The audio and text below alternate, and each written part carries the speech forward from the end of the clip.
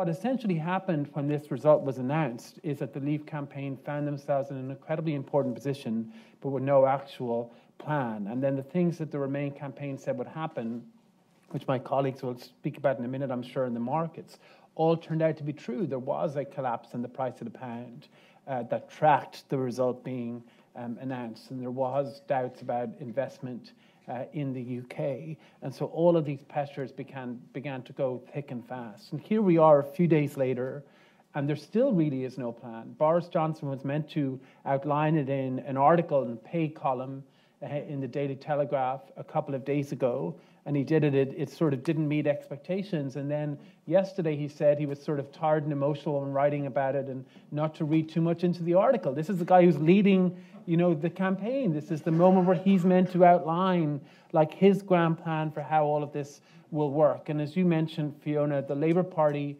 is in a state of utter collapse, where the parliamentary party looks like it's going to split from the actual Labour Party and go into being an independent party. That's one real outcome if Jeremy Corbyn manages to retain the leadership, despite having lost a vote of confidence by 172 to 40. 81% of his parliamentary party opposed him.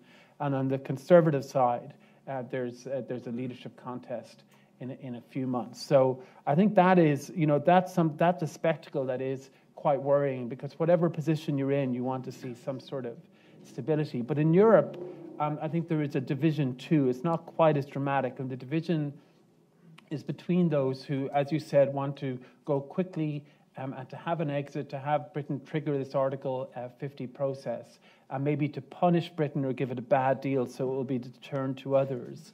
And then the voices of caution, like Angela Merkel, who want a slower process, to buy some time, to see if there's, if not a way out, a way to sort of, to cushion the fall, and then maybe at some future point there may be a way out. And there's a division on that, particularly between some of the EU Commission leaders and the EU leaders, and then the leaders of the European member states.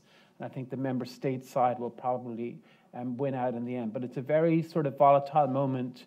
There is a role, I think we'll get to later, for the US and all of this too. But I think it's, markets, and I think the political classes are very jumpy today.